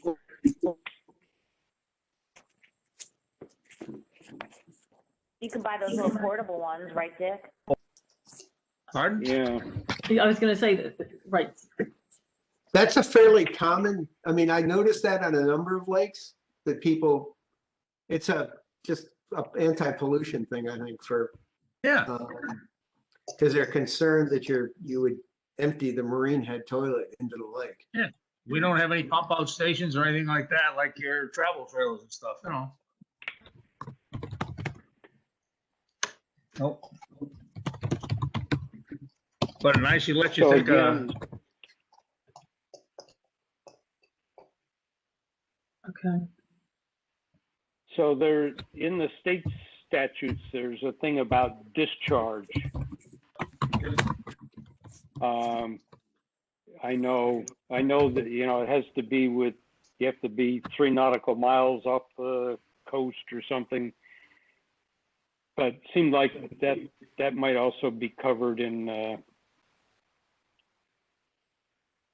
The state statute. with the state statute.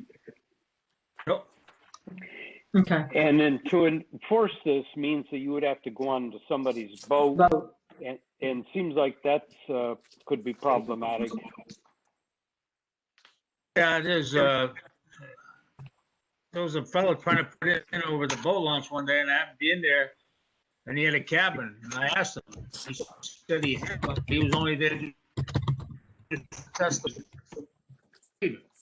test the motor right here and stick around because you're not allowed on the lake. Which he did. He got his motor running, he said it runs and he took off. But that's the only way, unless somebody's got some sort of a cabin, you're not gonna have one. So it's pretty easy to spot somebody who would have one. Yep. Okay, move on to C. All right, so no person shall place a raft, float, or mooring buoy more than 50 feet from the normal shore, nor in such a place that it is a hazard to navigation. The Rogers Lake Authority shall act as agent for the towns of Lyme and Old Lyme in determining hazards to navigation and shall make appropriate recommendations to the Department of Environmental Protection. I like that. Or something similar to that. It's DEEP, right? Now it is, yeah. I think when this one was written, it wasn't. Right. Just saying that if we keep that, we got to put DEEP, Yep. whatever, and energy and environmental protection or whatever it Yep. is. Okay. And I don't want to get into like the huge details, but when you say make appropriate recommendations, and I haven't been on the board obviously long, but what does that mean? Well, we have had zoning when people have wanted to put in a dock. Oh, okay. Got it. Zoning has sent them to us but we have never been required to respond to zoning and say we approve it. What we've done in the meeting is we've put in our meeting notice that so-and-so came to us to put in a dock and we didn't feel that it was an issue, but Okay. so maybe it needs if we want to make sure that zoning or whoever does. DEP. I don't know. We lost you again, Dick. No, I'm here. I'm sorry. Are you still here? I'd want to think about that, I guess. Yeah, now we got you. Now we don't have you. But anyway, I think something like this needs to be in there, Manisha, in some form. No, I don't disagree. I think that we should have something in there. I just didn't know what it meant, so I was just trying to figure out. Now that it was explained, yeah, I agree. Okay, move on to Okay. D. G, okay. During normal operation, except for maintenance purposes, all motors must be complete with proper cover so as to muffle sound and prevent bodily injury from moving parts. I think that's the header clause. That's how they controlled the open headers. Because there wasn't any cover over the motor. You mean like for an outboard? I'm sorry. No, what the issue, you ever seen a drag racer? Yeah. Okay, those are open headers. I think if Dick comes back on, he'll tell you that in the 80s, someone ran a boat up and down here with basically one of those engines in the back of the boat and ran it up and down, and it was incredibly loud, and they were going very, very fast. So they put that ordinance in to stop somebody from doing that. That's it. Okay. But I think this needs to go away and be substituted with something else. I mean, So we're worried about the decibel level? Is that what we're worried about? Yeah. Okay. yeah. Yeah. If somebody wants to, I've never seen anybody running around with the cover off their motor unless they were working on it. Yeah. Right. And if they want to do that and get caught in it, we can't protect them from it. But Okay. so I think this gets replaced with noise or Okay. okay, E. I'm sorry. I'm taking notes on my computer. Yep. Okay. No boat propelled by an airplane propeller, fan, ducted fan, or other similar device shall be operated on Rogers Lake. So we're talking. Nick, any comment there? No, nothing. They're thinking like the boats down in Florida. They go out in the swamps with the boats around here. Well, the guys that did the chemical last year did it. Yeah. Yeah. It was great.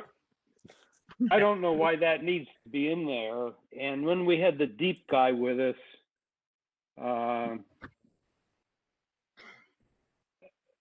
we haven't had a problem with this. I don't know why it needs to be in here. Have you seen it on any other lakes, Mark? I've seen, yes, where you're not supposed to operate airboats on other ones. There must have been some time when that was a popular thing to do. If we end up with some sort of noise ordinance, you will take care of that with a noise ordinance. Okay. Yep. Okay. Okay, next. All right. All right. Shall I move on to the next? Yes. Okay. So no person shall operate any boat on Rogers Lake which is propelled by an engine having a horsepower exceeding 135.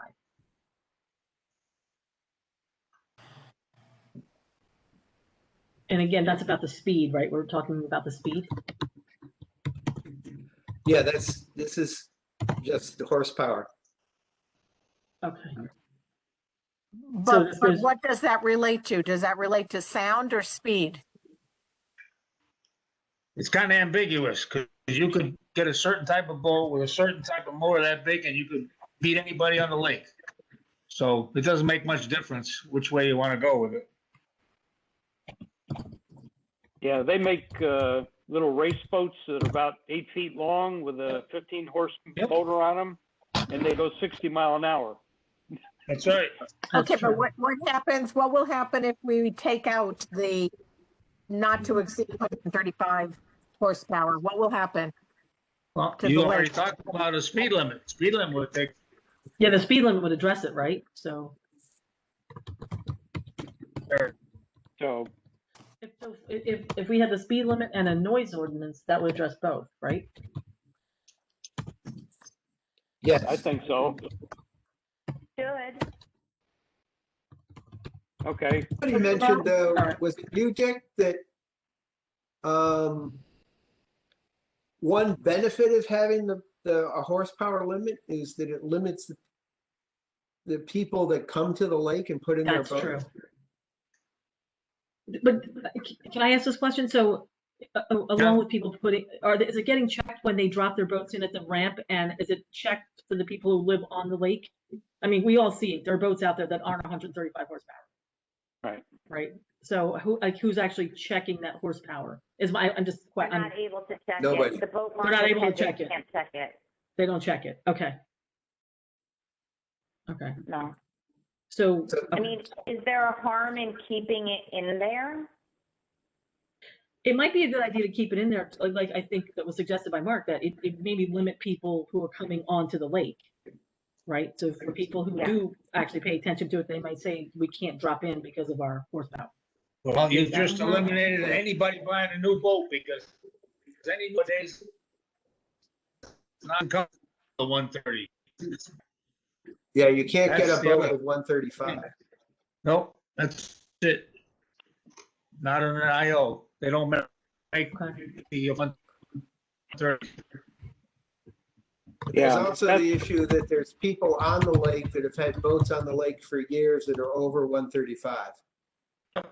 Oh, yeah. Couldn't we grandfather that in though? We can grandfather it in when we adopt these ordinances, right? And just say prior to the ordinances being adopted. And I guess I don't know how to police. Yeah, you could do that. I mean, that You gets know. tricky. Yeah, it does get tricky. It does get tricky. I agree.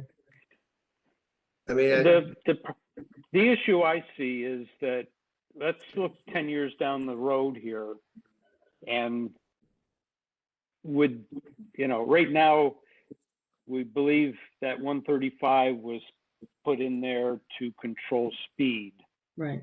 but 10 years from now, if you raise it to 200, is that really what you're trying to do? Is that the goal?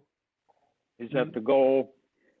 And the other thing that I wanted to look up is the size of the boat. It looked like, Mark, wasn't there some size of the boats in your? yeah, there's a number, I didn't list them all, but a number said that you can't have a boat. Bear with me a minute. Well, Candlewood, no vessels larger than 26 feet. Is that what you meant? Yeah, and some other ones had 22 feet. I didn't put that in there, but I can go back and find out where that was. Mhm. But there were a couple that limited the size of boats. Okay. Well, and the other thing that we got to think about, I'm on a boating newsletter, and they're making these wake boats now so that people can wake board behind them, but you're not getting towed. It's the wake of the boat. Yeah. And we certainly don't want those on the lake.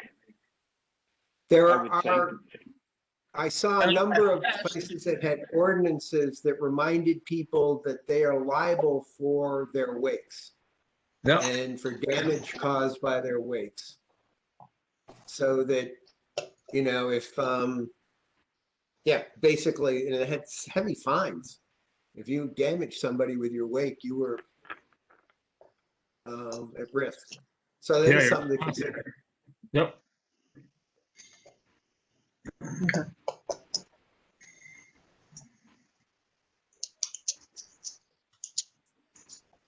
So what are we doing about the 135 horsepower? Is it going and we're taking care of it with noise and speed or what? If you initiate a speed limit, you can do away with horsepower limit.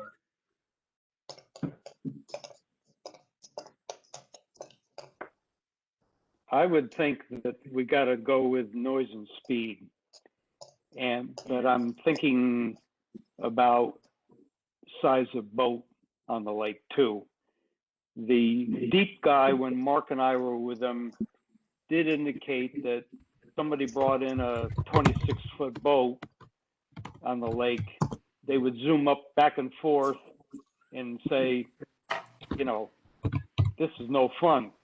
You need a bigger body of water, and they'll go somewhere else. But I'm thinking, maybe we do.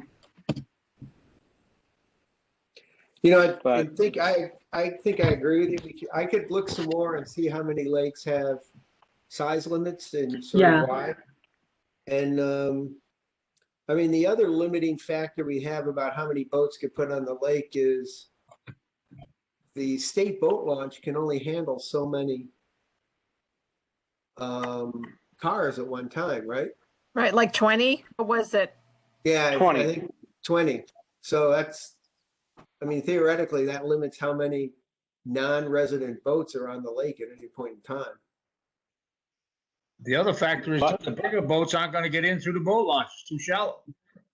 That's Yeah, a good that's true. point. That's a good point. Yeah. Okay, So I but I think the 130, the horsepower limit goes away and it gets replaced with addressed some other way. Noise, speed, and size of boat, or whatever. But I do think we got to think about size of the boat. How- Just, you know, you get these, you know, you get a 25-foot pontoon boat. It's wide, you know, and it's big, and wouldn't be good if we started seeing that kind of stuff on How the big are lake. pontoon? Dick, how big's your pontoon boat? I don't have a sense Mine's of size. 18. It's 18? Okay. 18. But we got some on the lake already that are 22 foot. Yeah. We got some big ones. After that, you have a houseboat, right? The one next to me is 25. Is it? Wow, Wow. wow. Okay, well, again, we're just trying to generate some thoughts here. We're not trying to solve Yeah. the problem here. Yeah. Onward. G, Okay. G, operation of a powered aircraft classified by the FAA as an airplane, ultralight airplane, or powered hang glider is prohibited on Rogers Lake. keep it. Classified by the FAA. No, Powered I, aircraft classified by FAA. Well, because at one time they used to land. What about drones? That was years ago. Boy. So, right? I mean, I don't know. Yes. Drones can be a pain in the butt, can't they? But I don't know. I think it'd be kind of dangerous. You only got one narrow, long section, and what if somebody's there when you're trying to come I down? agree. Yeah, I agree. again, the deep guy said that somebody that owns an airplane that's got pontoons on it doesn't want to destroy it. Right. And if there's stuff on the lake, they're not going to land. Yeah. Yeah, true. So I'm- why are you trying to prohibit them and have, I don't know that we've had any issues. I think maybe Dick, back in the day, there was somebody that wanted a pontoon, an airplane, but I don't,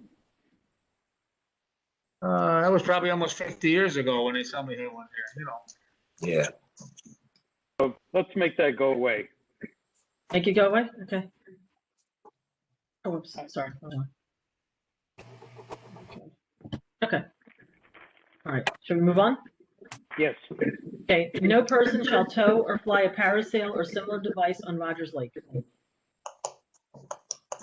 Seems like that's important, Mark, isn't it? Because I saw it on other lakes. I've seen the Really? issue Wow. on other Okay. lakes. I think there are other lakes that actually have like amusement parks on them, like Lake Congamon and some of the other ones. So I think they probably tried to restrict people doing that as a ride.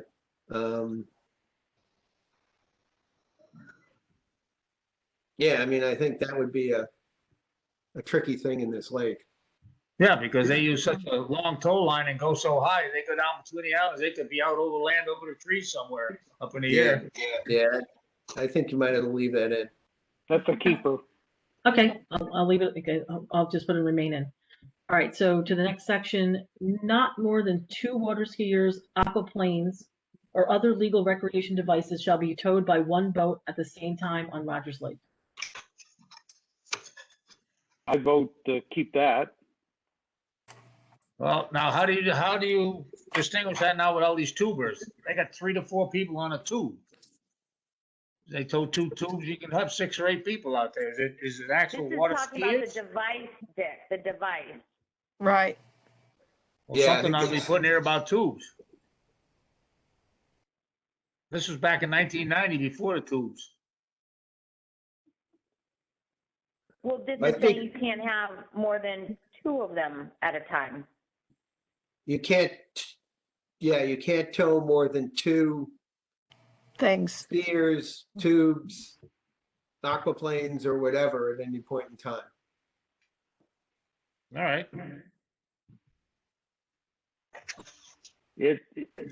Back when this was written, if you applied the 135 horsepower limit, there would be no way anybody could Three. tow. You That's a good couldn't. point. Yeah, it was sort of self-defeating.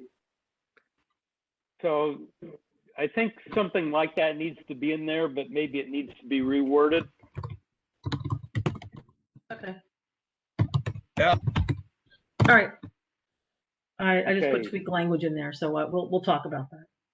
Yep, okay. Okay, all right, so next section, water skiing or towing of any type of recreation devices is allowed from 10 a.m. to sunset only. Keep that. I would keep that. Yeah, Yep.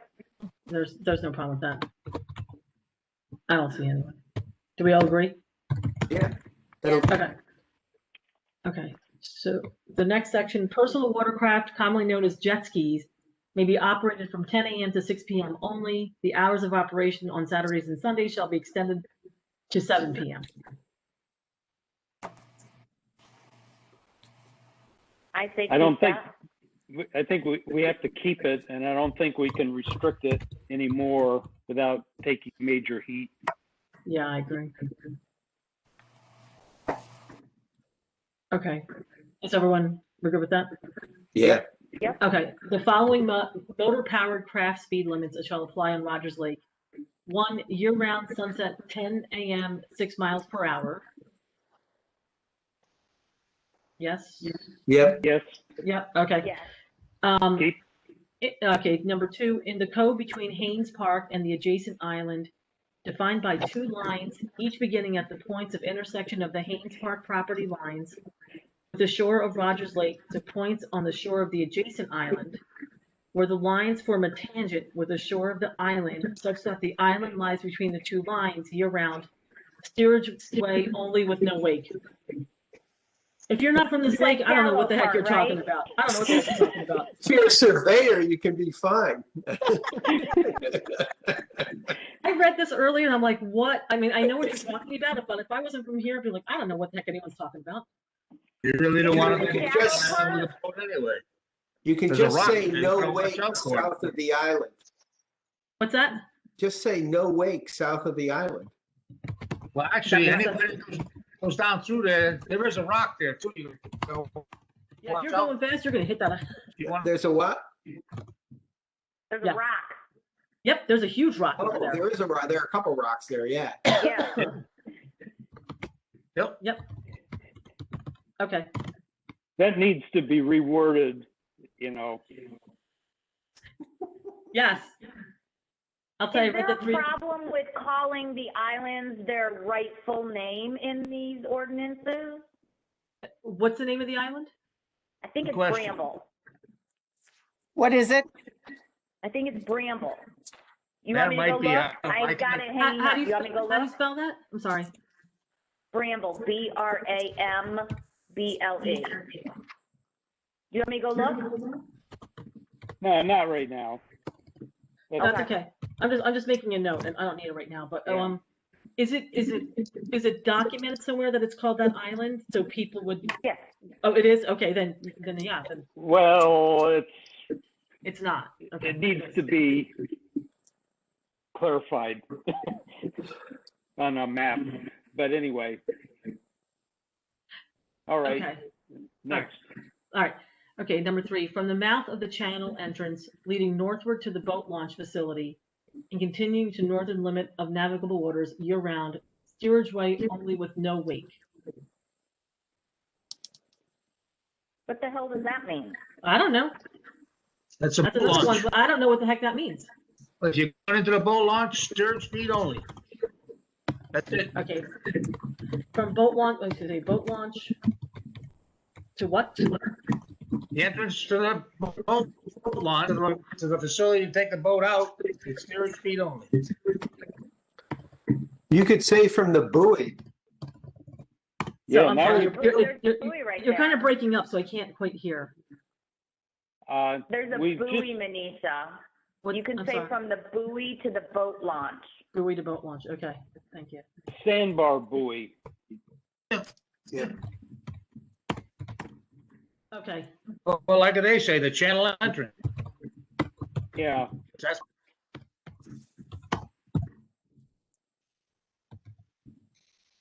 Now that we have Okay. a permit for that sandbar buoy, it gives a good, clear starting and end point. okay.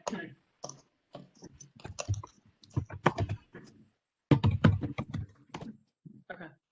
M should stay. What's that? M as in Mary should stay. Yeah, that stays. Oh, yeah, yeah. Yeah, there's a sign there now, right, that says that. Yeah. There is. Okay, N as in Nancy, 1 should stay. 2 I'm sorry. should I'm sorry. stay. And one, What, I'm sorry. Are you, sorry. I'm getting a little feedback here. So are we still on the channel or do we move on? I'm sorry. It's hard So for we me to hear. moved on. Thank you. I couldn't hear that. So you're on the directional patterns that we're talking about? Yep, and they should all I'll stay. stay. Yeah, okay. Yep.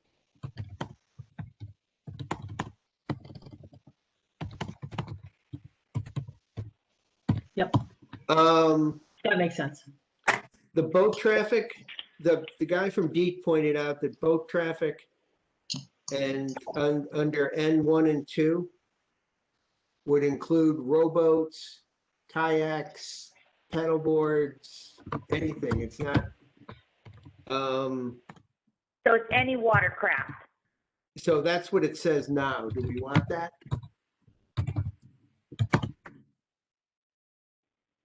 Well, I have had kayakers coming up through there right in the middle of the channel when I've been coming down through planing, Yeah. So I think we wanted all vessels. Okay. Okay,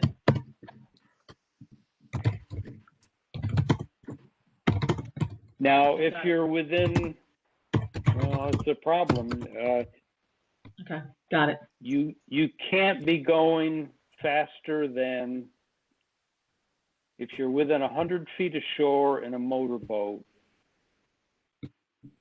you can't be going more than no wake speed. Right.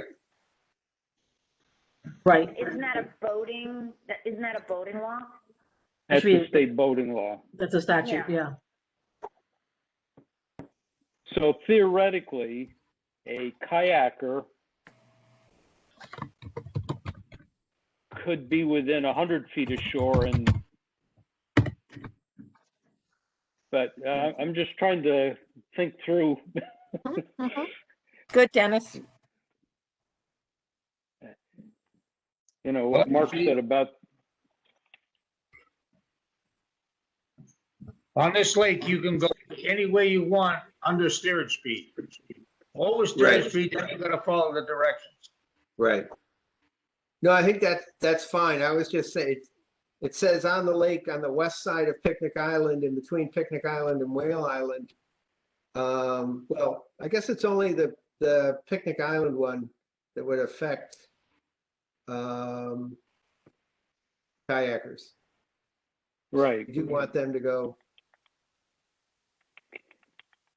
one way around Picnic Island.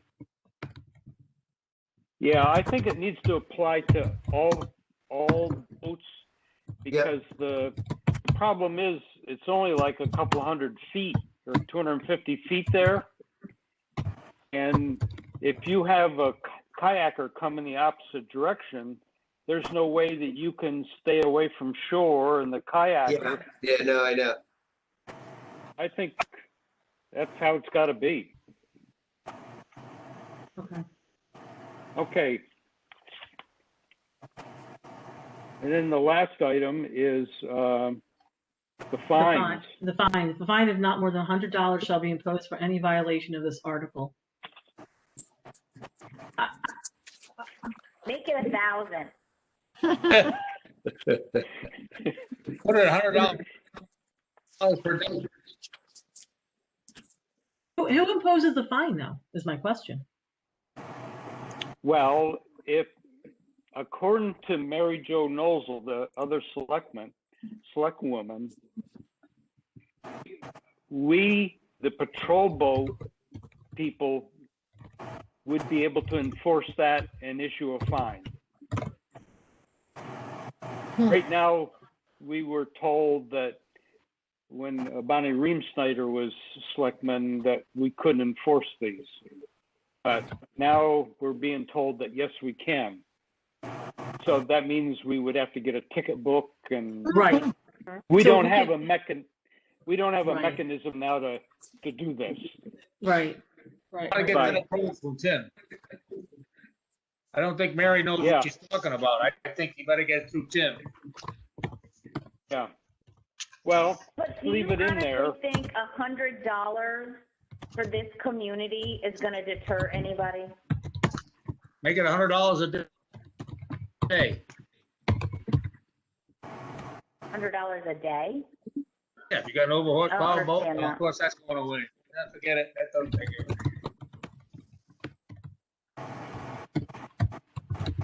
Oh, I was thinking if it was like a violation, if it was a speed violation, or they were going the wrong way, or they were being disrespectful.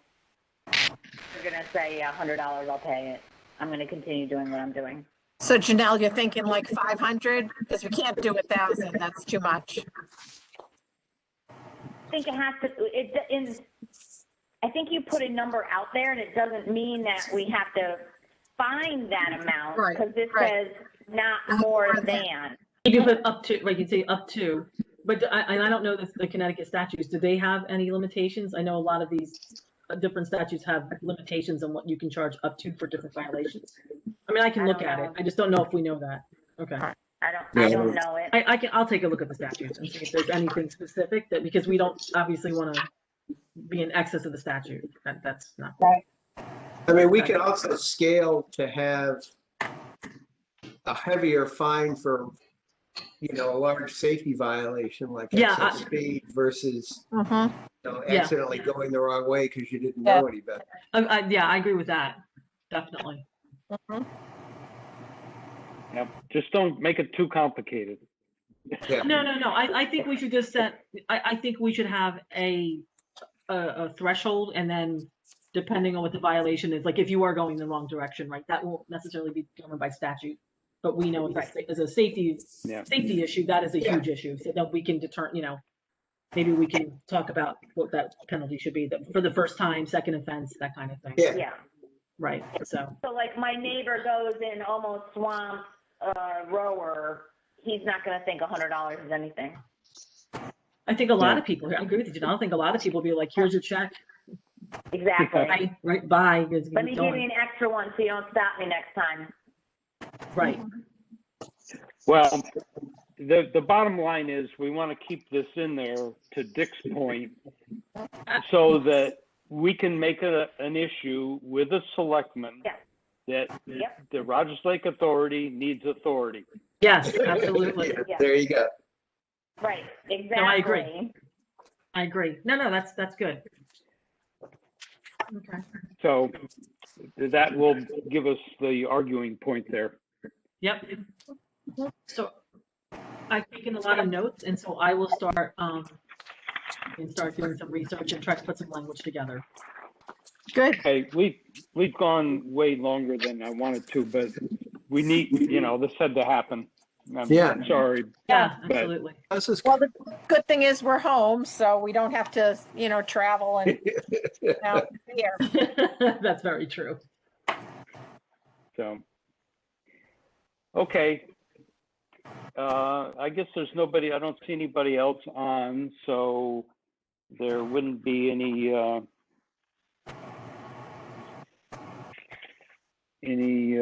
public comment here. Mhm, mhm. Business? Nope. I'll entertain a motion to adjourn. I make a motion to adjourn. Okay, second? I'll second it. All right, Yep. all in favor? Aye. Aye. Thank you so much. I'm sorry. Thanks, everybody. Have a good night.